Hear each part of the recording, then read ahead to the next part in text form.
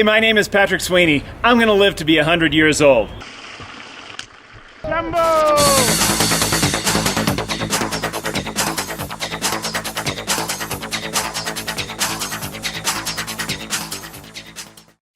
Today, we're in Frisco, Colorado, in front of Vive Float Studio. We're going to uncork the power of our mind by floating in 700 pounds of salt. Let's go find out how.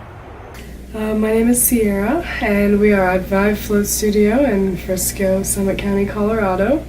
There are endless benefits. I mean, benefits from very basic ones like just a little bit of physical recovery to mental benefits with people with PTSD. There's entire books written on all of the physical and mental benefits. And that's one of my favorite things, is that it's not just physical or mental, it's both. The magnesium in the water just pulls lactic acid out of your muscles and helps you recover much quicker as an athlete. Or from post-surgery, or whatever you're recovering from. And then also the sensory deprivation aspect of it lets you really reset your mind and just be alone with your thoughts. Probably a good call. They make everyone go to the restroom before they float. So when you first go in, you'll shower first to get as clean as possible, also to exfoliate, and that will give you like an added detox and circulation boost before you lie down in the water. Then you'll get inside of the float room, and you'll float for a minimum of an hour. You can do longer if you'd like. And while you're in there, you have options of lights and music, or you can go completely sensory free with the lights and the music off.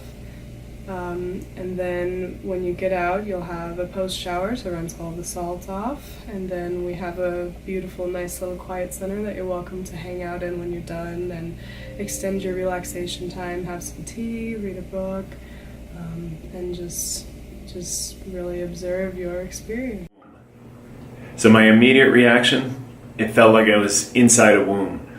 The first probably 5 or 7 minutes or so, a little bit of anxiety, kind of worried about being in there, and it was a bit freaky that when your eyes closed and then opened again, it was the same scene. So no sensory input at all.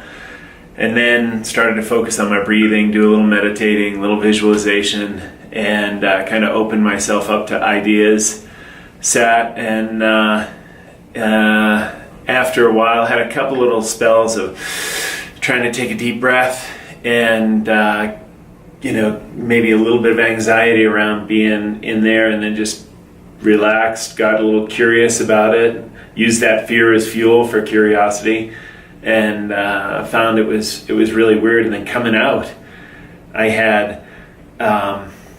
It was almost like my balance was off. I felt like when I stood up and got out of there, it was almost like I was on a ship for a while. I had to think and consciously focus on using my muscle. So I think all the neurons and dendrites and synapses in my mind got a great hour-long rest, and then boom, I had to wake them up and put it back to work. So that was a pretty neat sensation afterwards, and it was cold.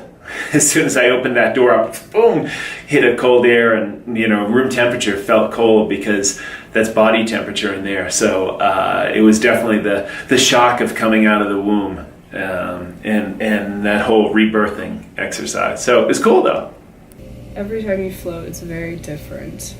That would be the one thing that I would say, because if I would have stopped after my first float, I would not have gained all the benefits that I have gained today. Okay. Every time it's so different, and you just get better and better at it, and it's really a road worth going down.